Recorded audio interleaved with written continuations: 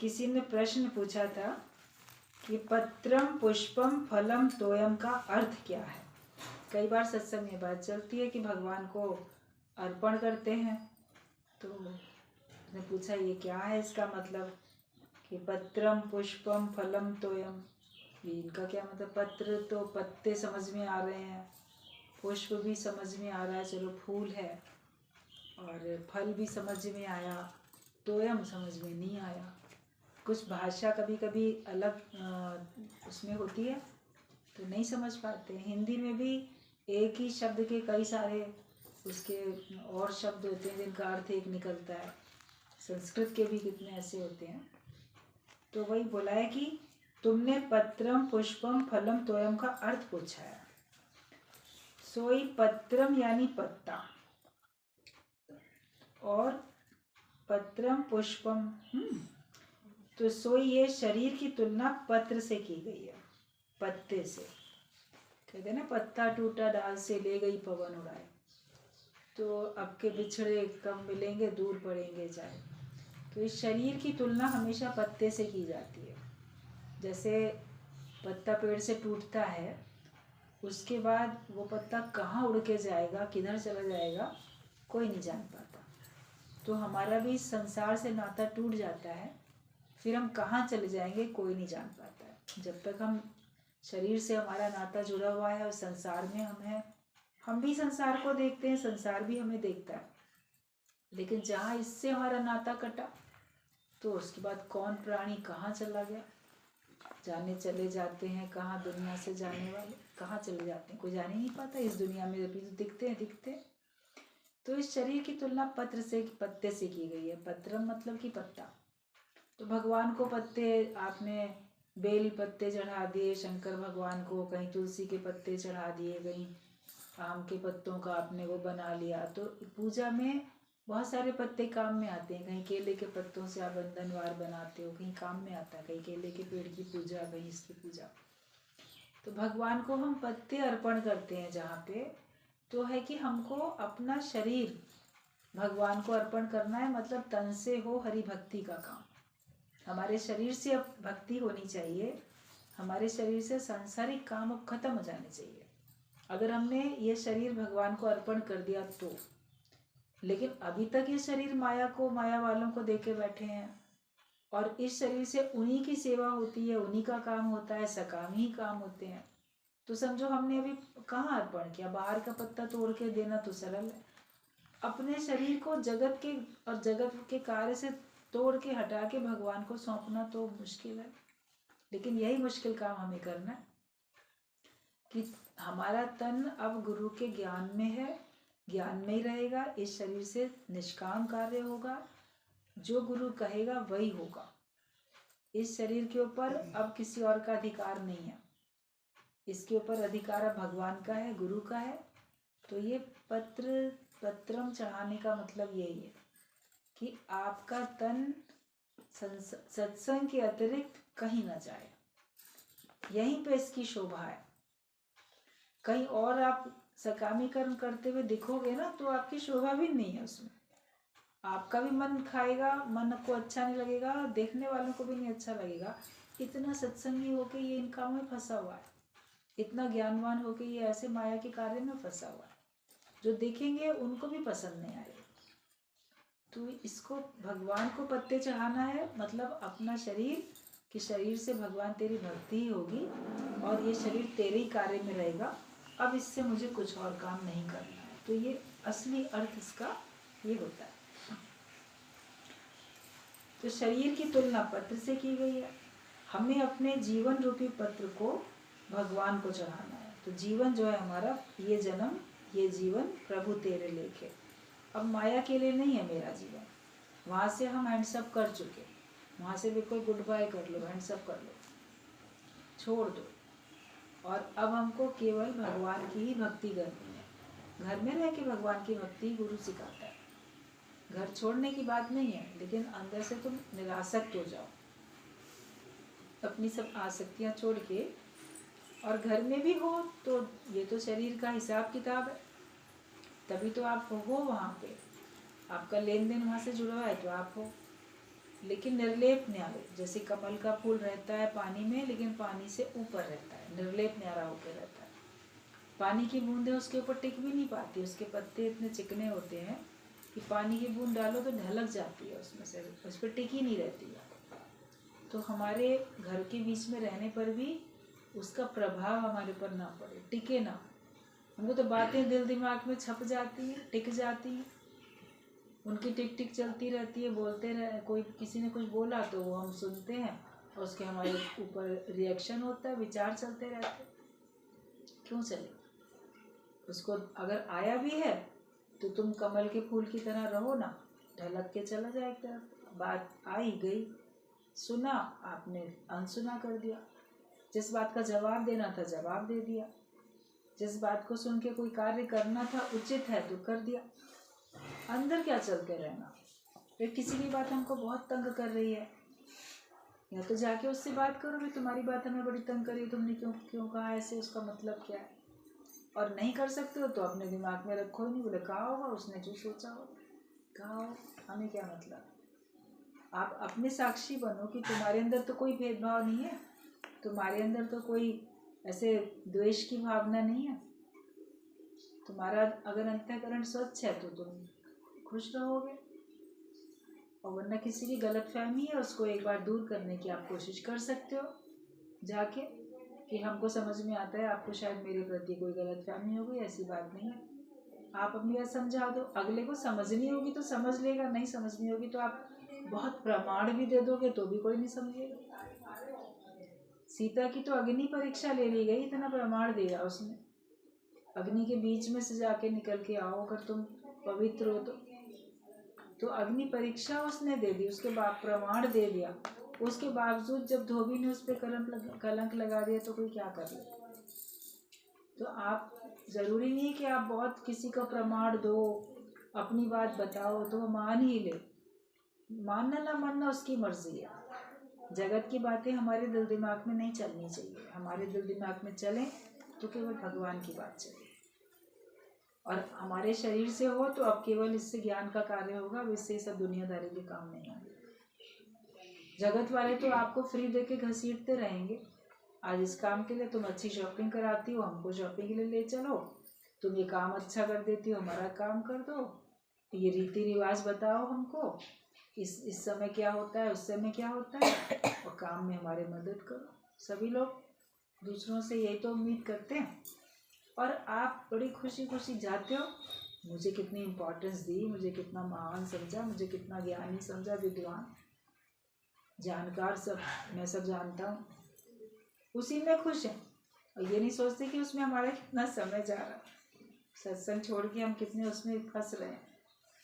Christ ने कहा है जब जब मैं दुनियावी लोगों के बीच में गया तो वहाँ से कम इंसान बन के लौटा। आप संसारिक कार्य करने के लिए संसार वालों के बीच में रहोगे, आपकी वृत्ति खंडित होगी, आपका आत्मिक निश्चय जरूर कम हो जाएगा। कहीं ना कहीं आप अपने को फिर जीव मानने लगोगे, देह मान के फिर आप उसमें फंस जाओगे। आप सोचोगे कि असर नहीं होगा, लेकिन अधिक समय रहने से असर होता है।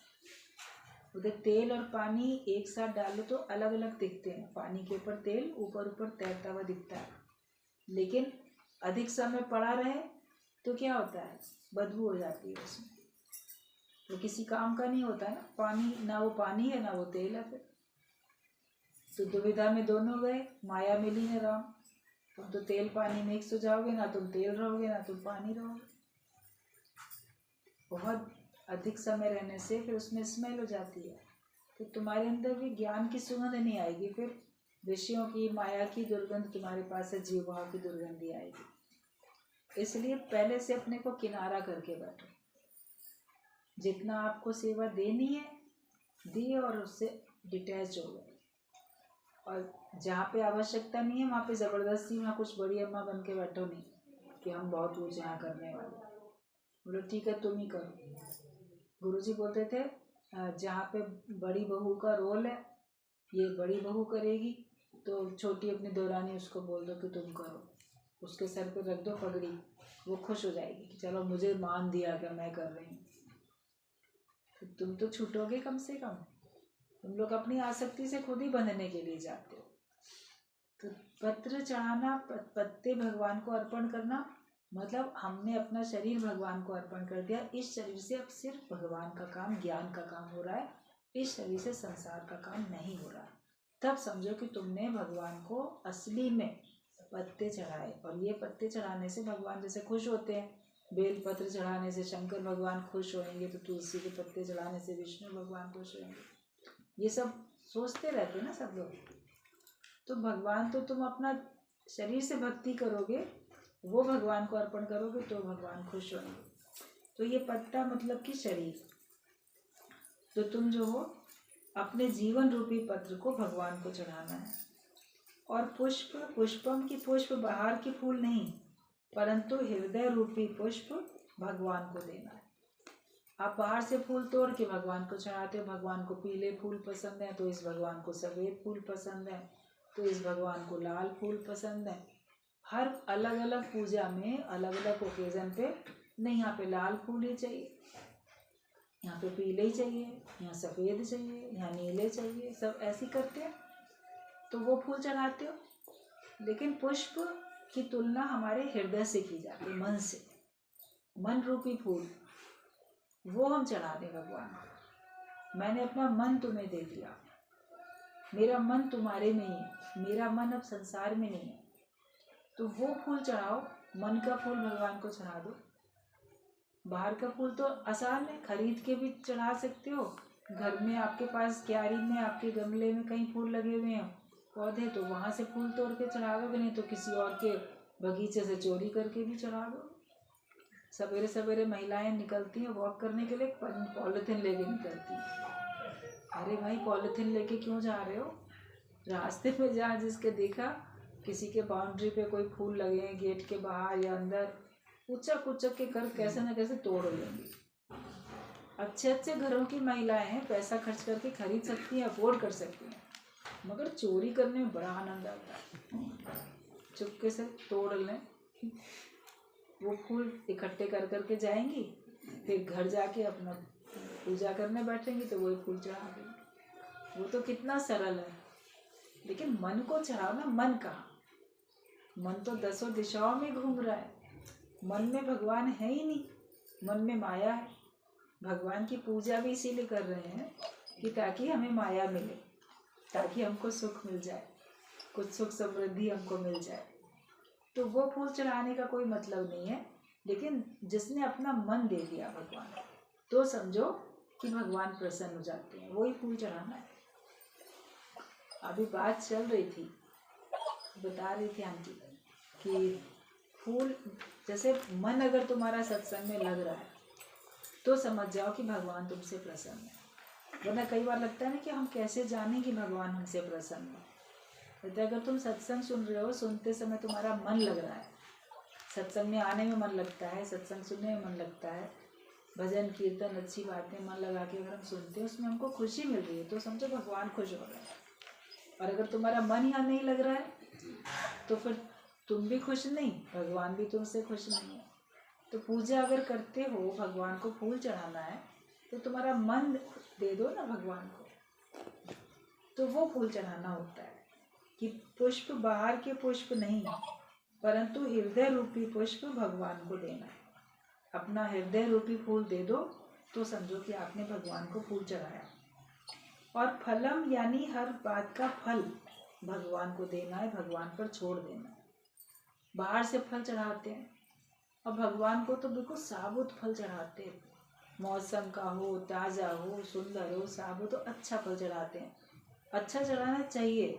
कई लोग ऐसे होते हैं, बिल्कुल कौन सी बुद्धि का उनको कहा जाए, हम तो नहीं बोलना चाहते शब्द कि वो सोचेंगे भगवान को जो चढ़ाएंगे वो तो फिर पुजारी ही ले लेगा ना, कहीं ले लेगा, हम तो खाएंगे नहीं, या कहीं गाय वगैरह को देंगे।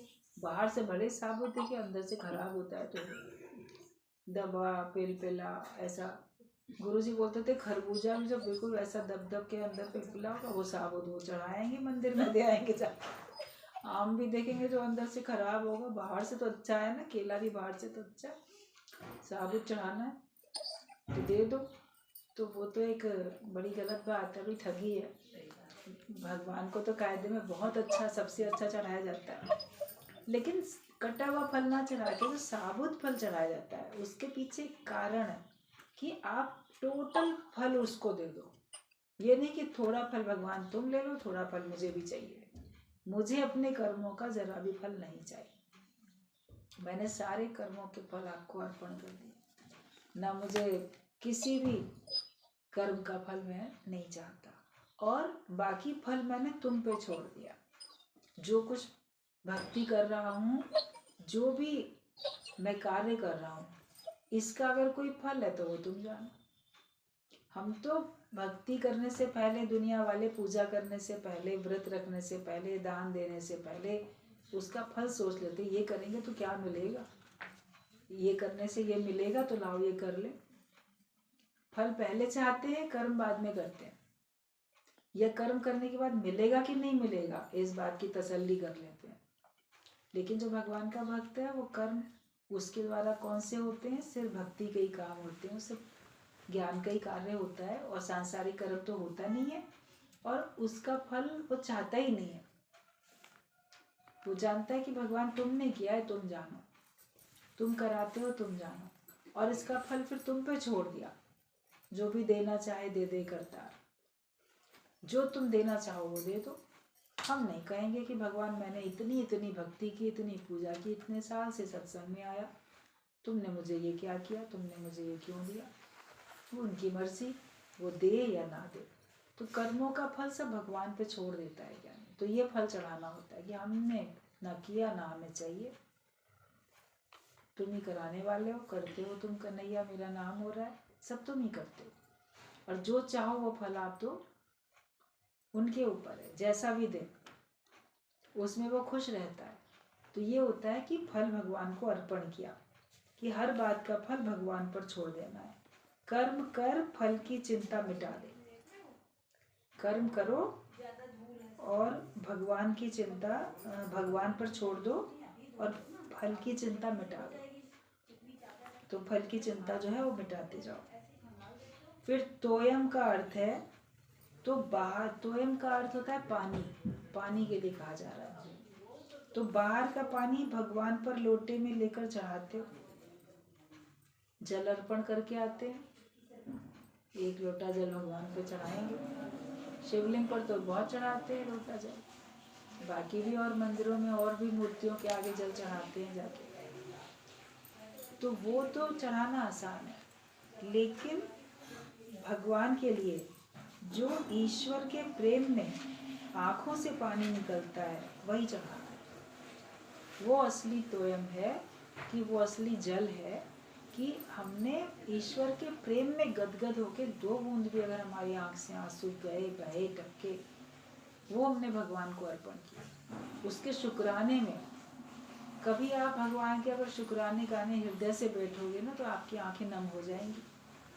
भगवान तुमने कितना दिया, क्या क्या नहीं किया हमारे लिए, कितने हमारे सुख के लिए कितने साधन जुटा दिए, सारी प्रकृति हमारे लिए है, और भी कितना कुछ हमारे लिए, इतना सुंदर मनुष्य शरीर हमारे लिए,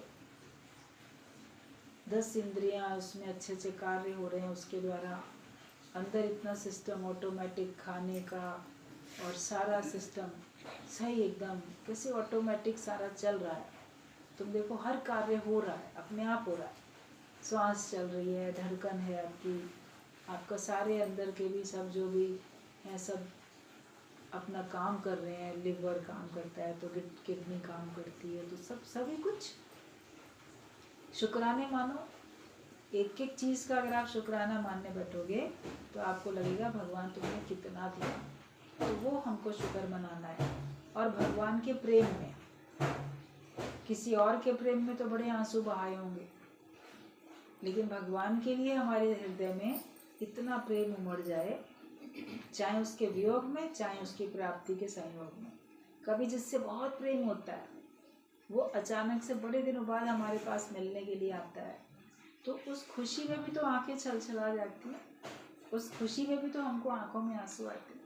या कभी किसी को कोई बड़ी उपलब्धि होती है, कभी देखो कि वो किसी बड़ी पोस्ट पे कोई बच्चा चला गया, कोई और उसको ऐसा इनाम मिलने के लिए लगा, कुछ हुआ, तो उस खुशी में उसकी आंखें भर जाती हैं, छलछला जाती हैं। ऐसा आप लोगों ने कई बार देखा होगा लोगों को कि कैसे बहुत अति प्रसन्नता में भी हमारी आंखें एकदम से आंसू बरसाती हैं। तो परमात्मा के प्रेम में चाहे वियोग हो चाहे संयोग हो, प्रसन्नता होती तो मिल गए उसमें, या भगवान तुम मुझे नहीं मिले हो अभी तक, या शुक्राने हैं। लेकिन ईश्वर को याद करके आपकी आंखों से जो आंसू बहते हैं वो ही जल चढ़ाना है। वो जल चढ़ गया तो समझो भगवान ने स्वीकार सब कुछ कर लिया। बाहर का लोटा तो लोग चढ़ा ही देते हैं, भर के ले गए लोटा पानी का, डाला और चले आए। सूर्य को जल चढ़ा दिया तो इसको चढ़ा दिया, उसको चढ़ा, सभी को जल चढ़ाते रहते। तो ईश्वर के प्रेम में आंखों से पानी निकलता है, वही चढ़ाना है। संसार के लिए भी खूब रोए हो, पर कभी प्रभु के लिए नहीं रोया कि तू नहीं मिला। संसार के लिए तो बहुत आंसू बहाए हैं, लेकिन कभी भगवान के लिए तुमने आंसू नहीं बहाए कि भगवान तुम मुझे नहीं मिले हो। गोपियां कृष्ण के वियोग में खूब रोती थी कि प्रभु कब मिलेंगे। तो हमें आंसू बहाने हैं परमात्मा के प्रेम में। वो अगर हमारी आंख से आंसू गए तो वो जल परमात्मा को अर्पण हुआ। ये सूक्ष्म अर्थ भी गुरु के बिना कोई नहीं बतलाता है कि पत्ता कौन सा, फूल कौन सा, फल कौन सा, जल कौन सा जो हम चढ़ाएंगे तो भगवान प्रसन्न होंगे। ये हमको गुरु ही बताता है। बाकी लोग तो बाहर से बता देंगे, अरे इस पूजा में ये पत्ते चढ़ा दो, ये फल चढ़ा दो, ये फूल चढ़ा दो, एक लोटा पानी भी चढ़ा दो, जल भी अर्पण कर दो। पूजा में जल भी होता है, चाहे थोड़ा भी छिड़कते हो आप। एक पंडित जी एक छोटी सी चम्मच से, उनके पास रहता है तांबे का छोटा सा बर्तन और उसमें पानी, छोटी सी तांबे की जल, 2 बूंद भी छिड़का देते हैं, मतलब जल तो चढ़ा ही जाता है। लेकिन आँखों से 2 बूंद जल चढ़ जाए, वो चढ़ जाए तो वो एक बड़ी बात होती है। तो ये भी गुरु ही बताता है हमको। मत कोई भरम भूले संसार, गुरु बिन कोई ना उतरस पार। भ्रम में मत आओ संसार वालों, गुरु के बिना तो कोई पार लग ही नहीं सकता। हम सोचते हैं हम अपने आप नैया अपने जीवन की पार कर लेंगे, तो वो नहीं कर पाओगे। जब तक कोई हमको बताने वाला नहीं होगा तो आप काम सही करोगे कैसे? हर एक कार्य के लिए किसी से तो सीखा तब तो किया।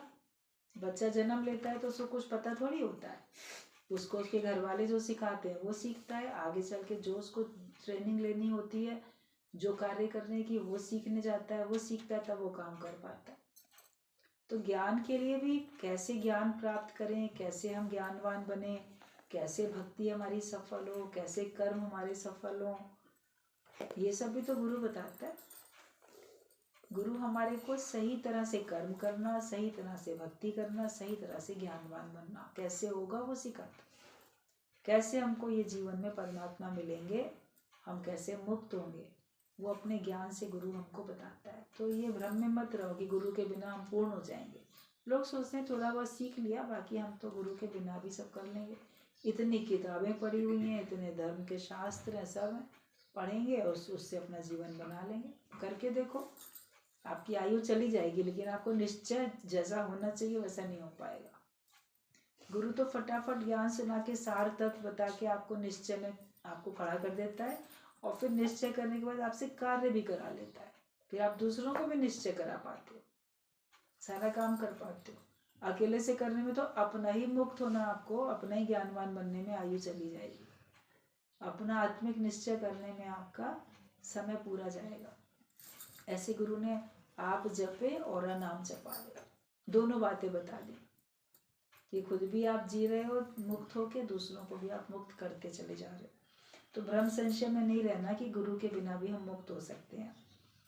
प्रेम व उत्साह से इसी कार्य में लग जाओ, यही समय है कार्य का, काम करने का भी यही समय है। जगत के काम तो बहुत कर लिए और वो कभी खत्म होने वाले हैं नहीं। दुनिया के धंधे कभी कम ना होंगे, अफसोस हम ना होंगे, हम ही नहीं होंगे, बाकी संसार के काम तो चलते रहेंगे। आज ये काम है, आज वो काम है। बच्चे बड़े हो जाए तो काम निपट जाए, शादी हो जाए तो काम निपट जाए, कहाँ किसी का काम खत्म होता है? देखा जाए तो बढ़ता ही रहता है, कभी ये कभी वो। एक झटके में ज्ञानी अलग हो जाता है। जो करना था वह कर चुका, संसार के काम, अब मुझे और नहीं करने, अब मुझे केवल भगवान का काम करना है। अभी भजन सुन रहे थे, मगर याद रखना ये जीवन है कम। याद रखो ना, जीवन कम है। पता है तुम कल तक जीवित रहोगे। आज अगर संसार की बातें दिमाग में रखोगे और उसी चिंता में तुम सो गए और सोते सोते तुम्हारे प्राण चले गए, या जागते जागते में भी तुम उन्हीं बातों में हो तो प्राण चले गए, तो कहाँ जाओगे? भाई संसार में दोबारा से जन्म मरण के चक्कर में ही तो आओगे। तो उसके लिए हमें याद रखना है कि हमारा ही जीवन कम है। वो झंझट तो रहेगा, जो झंझट आप सोच रहे हो उसको लाओ मैं पूरा कर दूं, ठीक कर दूं, वो अपनी जगह पे है। मान लो तुम्हारे सचमुच में प्राण चले जाएंगे तो तुम तो नहीं जाओगे वो काम करने के लिए, फिर उस काम को तो कोई और ही करेगा ना। तो जीते जी भी अपने को अलग करके देखो, कोई और करेगा उस काम को, और अच्छा करेगा, तुमसे बेहतर करेगा काम। और वरना जैसा भगवान ने चाहा होगा वैसा होगा। अपने दिल दिमाग में संसार नहीं रहना चाहिए, वो है, इसीलिए दिक्कत है। बाहर का संसार तुम्हें नहीं परेशान करता है, तुम्हारे अंदर जो जगत है वो तुम्हारे अंदर खलबली मचाता है। भीतर के जगत की प्रलय होनी चाहिए। तो तुम बस इसी कार्य में लग जाओ। ये भी समय अब ज्ञान के लिए है, जो हमको आयु अब जो मिली है, समझो ये भगवान के काम के लिए। प्रभु की नौकरी का फल बहुत ही मीठा मिलेगा। संसार की नौकरी करते हो उसमें तो 1 महीने में सैलरी मिल जाती है। अगर आप कोई नौकरी सरकारी या प्राइवेट करते हो उसमें आपको तनख्वाह मिल जाती है। घर में तो बिना तनख्वाह के लोग सारा दिन पिसे पड़े काम करते जा रहे हैं, उनको तो 1 रुपया भी नहीं मिलता है। किसी और के यहाँ जाके वही झाड़ू पोछा करोगे तो पैसे मिल जाएंगे, खाना बनाओगे पैसे मिल जाएंगे, कपड़े धोओगे पैसे मिल जाएंगे। अपने घर में तो ये सारे काम कर ही रहे हो ना, बाथरूम भी धो रहे हो, झाड़ू पोछे भी कर रहे हो, बर्तन भी मांज रहे हो, खाना भी बना रहे हो। 1 रुपया नहीं मिल रहा, मगर तो भी मेरा घर है, मेरा परिवार है, मुझे करना ही है। आप करते ही रहते हो, वो तो बिना पैसे के करते हो। लेकिन गुरु की नौकरी करोगे पैसा तो नहीं मिलेगा, लेकिन तुम्हें बहुत मीठा फल मिलेगा उसका। वो है कि हमें आत्मा का निश्चय होगा, ब्रह्म का निश्चय होगा, हमको परमात्मा की प्राप्ति होगी, हमारा जन्म मरण का चक्कर छूट जाएगा, हमको परम पद मिल जाएगा। कितनी बड़ी बात होगी जो परम पद हमको मिल जाए। हम उस भगवान से मिलके एक हो जाएंगे। जिस भगवान की पूजा करते हैं हम बिल्कुल उसके सानिध्य में चले जाएंगे, उसके नज़दीक हो जाएंगे, उसके चरणों में हमको स्थान मिल जाएगा। हम उसी के साथ रहेंगे, उसके हो जाएंगे, उसमें समा जाएंगे। मीराबाई समा गई मूर्ति में, तो हम भी भगवान में समा जाएंगे गुरु की नौकरी करने में। उसका कितना मीठा फल है। और जगत का काम करते हो तो बहुत दूर हो भगवान से, भगवान कहीं अलग, तुम 84 के फेरे में फंदे में पड़े हो। बोलते कभी इस जन्म में कभी उस जन्म में धक्के ही खाते फिर रहे हो। कहते ना, ज्ञानी को क्या रोइए जो अपने घर जाए, और रोइए साकत बाप रे जो हाटो हाट बिकाए। अज्ञानी व्यक्ति के लिए रो जो हाट हाट बिक रहा है। इस दुकान में बिका, फिर उस वहाँ से किसी ने खरीद के कहीं और बेच दिया। जैसे फैक्ट्री में माल बना, वहाँ से खरीद के वहाँ पे गया, थोक में गया, फिर वहाँ से रिटेल में गया, वहाँ से ग्राहक के पास गया, उसने फिर और किसी को बेचा। एक ही चीज़ कितनी बार बिकती रहती है, वही चीज़ यहाँ से खरीदी यहाँ बेची, यहाँ से खरीदी वहाँ बेची। अभी इस्तेमाल भी नहीं हो रही है लेकिन बिकती जा रही है पता नहीं कितने हाथों में। तो तुम भी ऐसे ही जन्म मरण के चक्कर में ऐसे जाओगे। इस योनि में गए, फिर उस योनि में गए, कभी गाय बने, कभी कुत्ता बने, कभी बैल बने, कभी चिड़िया बन गए, कभी कुछ हो गए। पता नहीं मनुष्य कब बनोगे। अब मनुष्य बन के फिर अगर ज्ञान पक्का नहीं किया, फिर हाटों हाट बिकोगे जाके। लेकिन गुरु की नौकरी करने से हम बच जाते हैं। मेरे सतगुरु तेरी नौकरी सबसे बढ़िया और सबसे करी। वो नौकरी अगर हमें मिल गई है तो हम बहुत बड़ी भाग्यशाली हैं। तो प्रभु की नौकरी का फल बहुत ही मीठा मिलेगा। जो हम भक्ति करते हैं, पूजा करते हैं, भगवान की चाकरी, भगवान की नौकरी कर रहे हैं। प्रभु मोहे चाकर राखो जी बोला जाता है। चाकर को तनख्वाह नहीं मिलती है, उसको काम करने में प्रसन्नता मिल रही होती है, बस वही है। और जिसकी वो करता है उसका मालिक उससे प्रसन्न है, वो उसका ध्यान रख रहा है, उतना ही होता है चाकर के लिए। तभी कहा गया प्रभु मुझे चाकर राखो, मतलब मैं तुम्हारी नौकरी करूं, तुम जो चाहो मेरे से अपना कार्य लो। सब बोझ परमात्मा पर रख दो, चिंताएं सब वही दूर करेगा। पत्र में लास्ट में है कि सब बोझ भगवान पर रख दो। जितने भी बोझ हैं हमारे सर पे, वो सारे के सारे बोझ भगवान पे छोड़ दो, भगवान पे रख दो, और चिंताएं सब वही दूर करेगा। हैं चिंताएं, हजारों लाखों चिंताएं हैं, और उनका हल कहीं नहीं सूझता, नजर आती नहीं मंजिल, कोई मंजिल नजर नहीं आती है। तो वो सारे बोझ भगवान पे छोड़ दो, मन से त्याग दो, सब भगवान तेरे पे छोड़ दिए, तू जाने तेरा काम, मैंने छुटकारा पाया। जब हम ऐसा सारा बोझ भगवान पे छोड़ देंगे सारी चिंताओं का, तो आप देखोगे सारे काम वही करेगा और हमारी चिंताएं भी वही दूर करेगा। हम तो उसके काम में लगे हैं, बाकी तुम जानो तुम्हारा काम जाने। भाई जो चाकरी करता है, चाकर बनता है भगवान का, तो भगवान उसका ध्यान रख रहे हैं। हम तुम्हारा काम कर रहे हैं, तुम ऑटोमेटिक रखोगे ही हमारा ध्यान। वो रखता ही है, जगत वाले कोई ना भी रखें, मगर भगवान तो हम पे निगाह अपनी रखे ही है, वो तो हमको संभाल ही रहा है। तो ये विश्वास करता है जो, तो वो चिंताएं नहीं करता है, अब वो केवल भगवान की भक्ति में लीन रहता है। तो हमको अपना सही तरीके से अपना तन मन, अपना प्रेम, कर्मों का फल सब हम भगवान को सौंप के हम निश्चिंत हो जाएं। सच्ची पूजा यही है। ये जो सच्ची पूजा करता है, तो पूजा मतलब पा जा, वो पा जाता है, वो भगवान को प्राप्त कर लेता है। जो ये पत्र पुष्प फल जल चढ़ाएगा, वो भगवान को पाएगा। बाकी तो बाहर का सब चढ़ा ही रहे हैं, मगर भगवान पाने के लिए नहीं चढ़ा रहे हैं, माया पाने के लिए चढ़ा रहे हैं। भगवान का भक्त तो जो भी करता है भगवान को पाने के लिए करता है। वही करो, वही करना है।